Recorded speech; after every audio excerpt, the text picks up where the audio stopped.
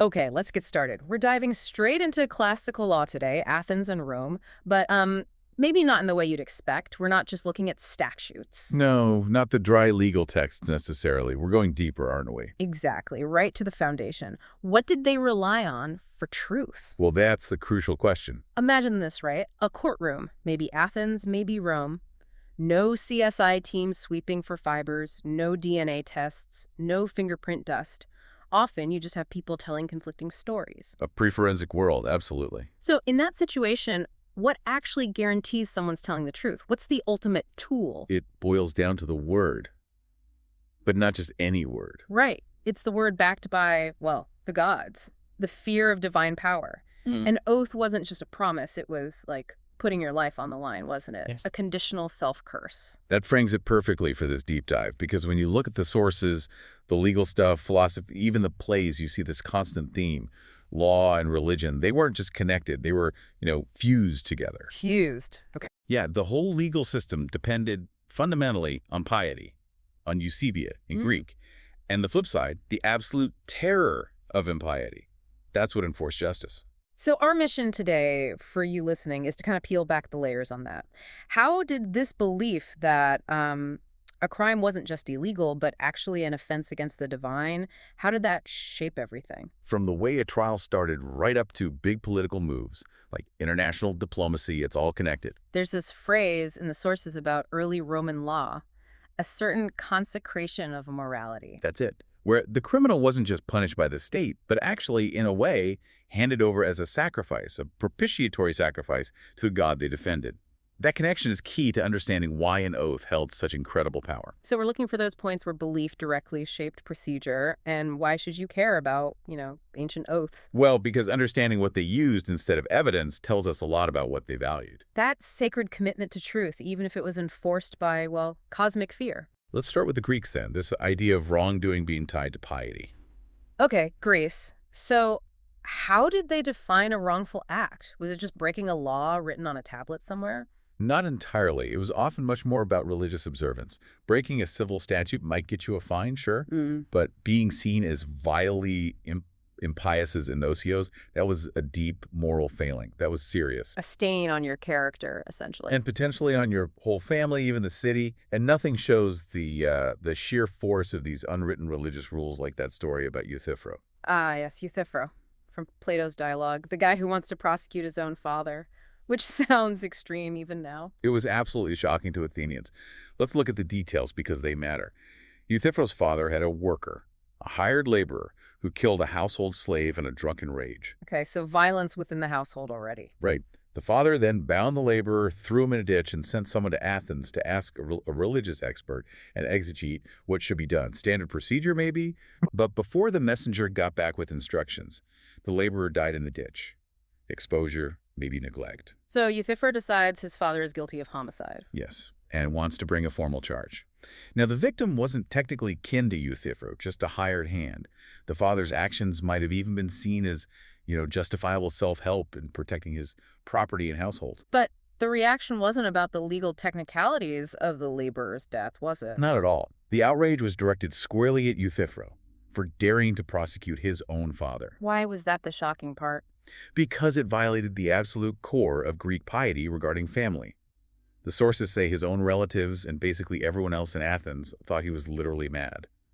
Katagal sinw bimena vinima.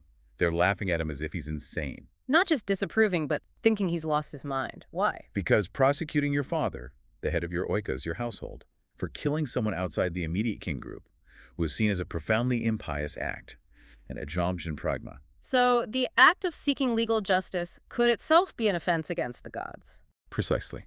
His relatives basically said he had no clue about the divine attitude toward piety and impiety. He was choosing the public law of the polis, the city-state, over the sacred ancient duties within the family, the oikos. And the fear was? The fear was miasma, pollution, that by acting against his father, Euthyphro could bring divine pollution not just on himself, but on his whole household. And that pollution could then spread, infecting the entire city. Wow. So the gods' jurisdiction wasn't just like Mount Olympus. It reached right into the family home, dictating relationships. Absolutely. They were watching everything. Whether a son respected his father was just as important, maybe more so in some ways, than whether a contract was fulfilled. The divine scope was intensely judicial, but also intensely domestic. Okay, so if family piety is that crucial, and blood feuds could theoretically go on forever based on these duties, how did they create a stable legal system for the city? That's the fundamental problem they had to solve. Moving from private vengeance, often religiously mandated, to public institutional justice. And the best illustration of that transition comes from drama. Aeschylus's Oresteia trilogy. Exactly. It basically stages this whole transformation. Yeah. It shows justice as a kind of partnership, a collaboration between gods and mortals. Remind us of the story briefly. Orestes. Orestes kills his mother, Clytemnestra, to avenge her murder of his father, Agamemnon, a clear act of matricide. It unleashes. The Furies, the Erinyes, these are ancient, terrifying earth deities, chthonic goddesses. Their job is to avenge crimes of blood, especially within families. They represent the primal justice of Zeus initially. They're relentless, inescapable, blood-curdling, really. So Orestes is pursued, tormented. This cycle of vengeance seems endless. How does that serve the city, the polis? It doesn't. That's the point Aeschylus makes.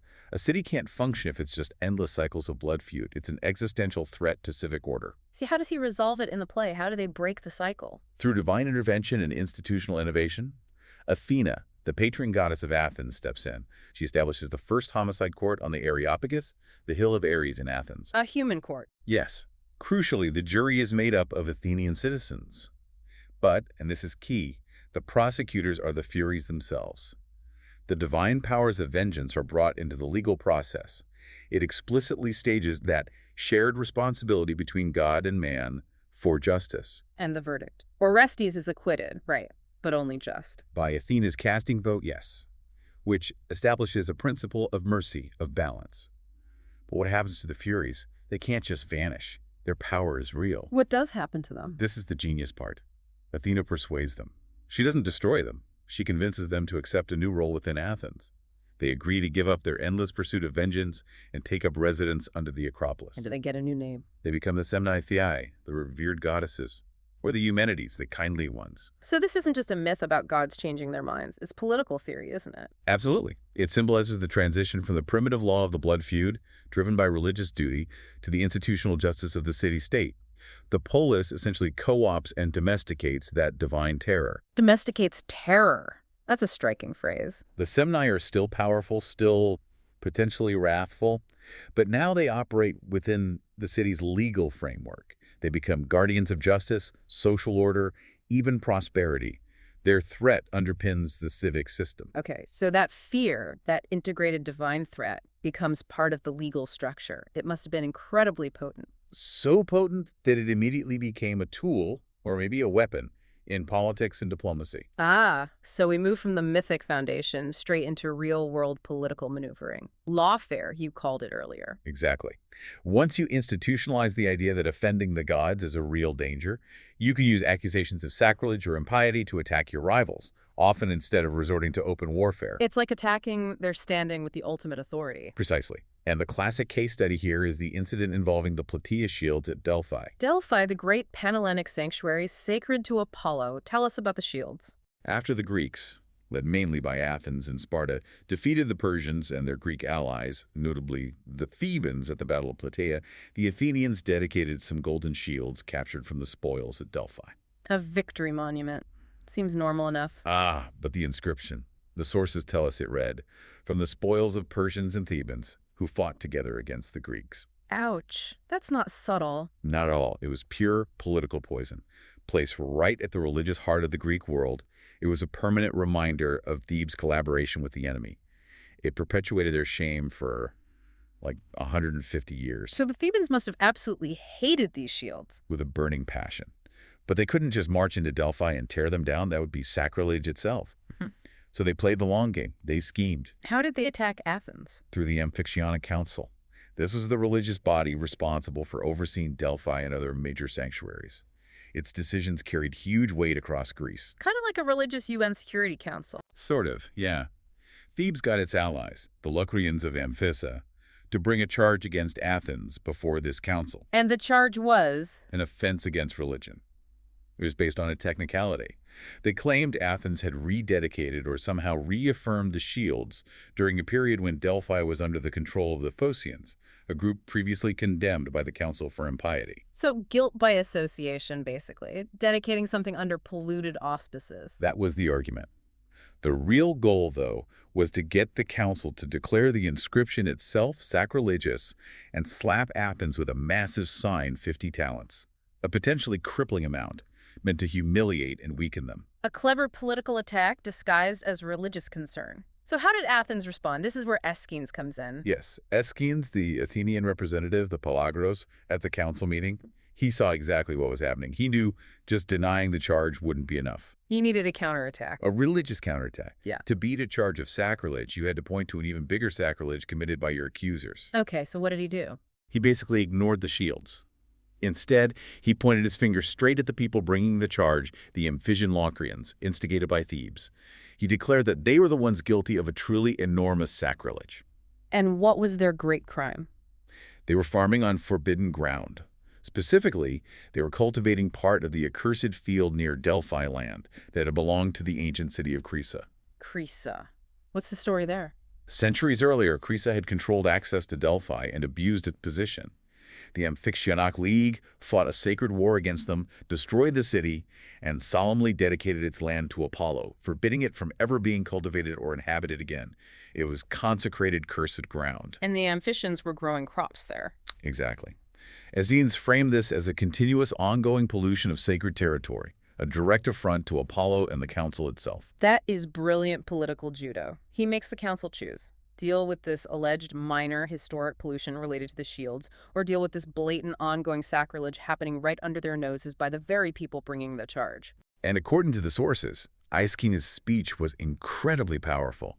He completely swayed the council. They dropped the case against Athens. And went after the Amphitions instead. Yes. He successfully diverted the council's religious outrage onto the Amphitions, leading eventually to another sacred war against them.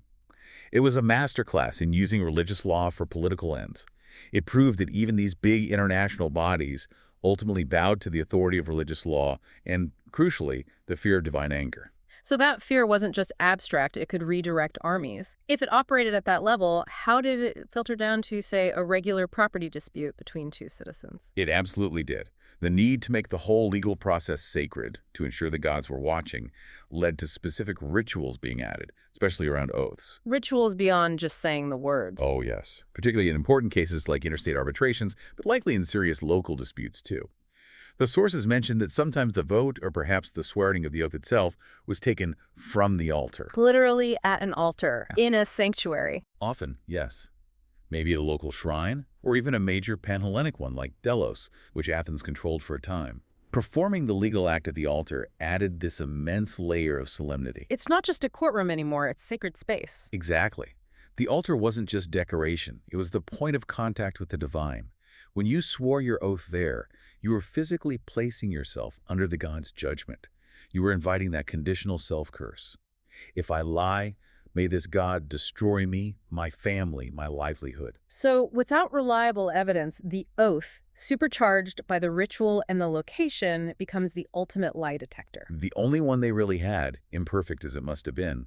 The penalty for perjury wasn't just facing a human judge later. It was facing immediate cosmic annihilation. And the system only worked because people genuinely believed in that possibility. It relied entirely on that shared belief. The assumption was that most people, faced with that prospect, divine wrath, destruction of their lineage, eternal torment, would choose to tell the truth, or at least withdraw a false claim.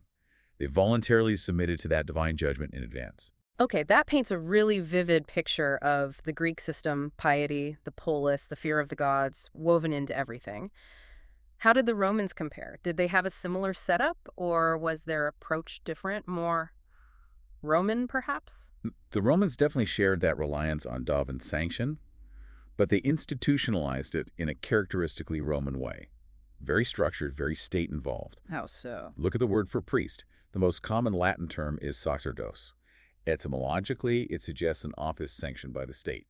So the state is authorizing religious practice. It's more than authorizing, it's integrating. The state formally incorporates religious expertise into its own structure. This wasn't about separation of church and state. It was about the state ensuring that religious acts, including the oaths vital to the legal system, were performed correctly and were therefore valid in the eyes of the gods. The state guaranteed the connection. And where do we see this state-sanctioned religious power most clearly in the law itself? In the consequences for breaking certain rules, especially the saucer penalty. This is really unique. Right, you mentioned this earlier. Becoming saucer. What kinds of acts triggered this? Breaking a really fundamental sacred vow or committing certain crimes seen as deeply offensive to the gods and the community. It meant you were consecrated or set aside for a particular deity. Consecrated sounds almost positive, but it wasn't, was it? Not at all. It was a death sentence, effectively, but a religiously charged one. The classic example comes straight from the 12 Tables, Rome's earliest law code. It was? The man caught raiding a neighbor's field of standing grain at night, a serious offense threatening the food supply. The law explicitly states he was made Sester to Ceres. Ceres, the goddess of grain and agriculture. Makes sense. But what did being Sester to Ceres actually mean for this guy? Was he literally sacrificed on her altar? Probably not in a direct ritual sacrifice by a priest. Roman legal historians debate the exact mechanics, but the consensus leans towards something slightly different, though just as final. The sources say he was made over as a kind of propitiatory sacrifice to the deity whom he has offended. Being saucer meant you were dedicated to the god, your life was forfeit to the god, but critically, you were removed from the protection of human law. You suffered capitis diminutio maxima, the complete loss of legal personality. So the state essentially declared, you are no longer a Roman citizen, you are outside our protection. Precisely. You became an outlaw in the most literal sense, while no magistrate could formally order his execution under civil law. Anyone could kill him. Anyone could kill him without being prosecuted for murder. Killing a homosacker wasn't seen as homicide. It was viewed almost as carrying out the god's will, a necessary act of ritual purification for the community. That is terrifying. It's not just the state judging you, it's the whole community potentially acting as agents of divine wrath. It removes the buffer of formal procedure. And linking it back to Ceres, the grain goddess, you see why that specific crime triggered this specific divine penalty. Because stealing ripening grain wasn't just theft from a neighbor. It was an attack on the community's survival, an offense against the divine forces that guaranteed the harvest. It threatened the core of Roman well-being. He had to be removed to restore the community's right relations with the gods. You mentioned religio, this Roman desire to be in right relations. What else did that focus on? Roman religio was intensely practical, focused on protecting material well-being. The sources show this anxiety centered on key aspects of life: boundaries, property lines, the city limits, pomerium, the hearth and home itself, the family burial ground, the spring or water source. All fundamental things for survival and social order. Absolutely. These were all points of potential divine intersection, requiring constant care, ritual, and piaculum acts of expiation to keep the peace with the divine powers. If anything went wrong, you had to appease the offended deity. So if boundaries, homes, graves, water, the absolute basics were guarded by this religious anxiety, it makes perfect sense that the legal system dealing with rights over these things had to be just as sacred. It logically follows, doesn't it? The law had to be consecrated too. Did the Romans have specific oath formulas like the Greeks that really hammered home the consequences? Oh, absolutely. They loved formality and ritual. While specific judicial oaths could vary, a very common and ancient practice involved invoking Jupiter, the highest god, the guarantor of oaths, Deus Fidius. How did they do it? Often by physically holding a sacred flintstone, the silex, sometimes called the Jupiter stone, kept in the temple of Jupiter for Eretris. The person swearing would strike a sacrificial pig with the stone, or perhaps just cast the stone down while reciting the formula. And the formula was? Essentially, if I knowingly deceive, then may Diospider Jupiter cast me out from my possessions, or strike me down as I cast the stone away today. Wow. A direct physical enactment of your own potential destruction at the hands of the chief god. Exactly. It's immediate conditional self-destruction, ritually performed. It wasn't some vague threat of afterlife punishment. It was calling down ruin upon yourself, here and now if you lied. That's how seriously they took the oath as the guarantee of truth within the consecrated legal framework. It seems undeniable then. Both the Greek and Roman systems, despite their differences, were fundamentally built on this shared bedrock. The oath, backed by terrifying divine power, was the ultimate indispensable tool for ensuring truth when you just didn't have other evidence. That's the core takeaway, isn't it? Without forensics, the conditional self-curse was their most powerful instrument in the pursuit of justice. And because of that reliance, they had to weave divine oversight directly into the legal fabric. Legal wrongs became acts of impiety. Right. An offense against the community was simultaneously an offense against the gods, requiring both human and divine resolution. We saw the Furies becoming the civic guardians, the Semni in Athens. And the Roman corn raider becoming Sappler to Ceres, removed from human protection to protect the divine compact. And this wasn't just for show.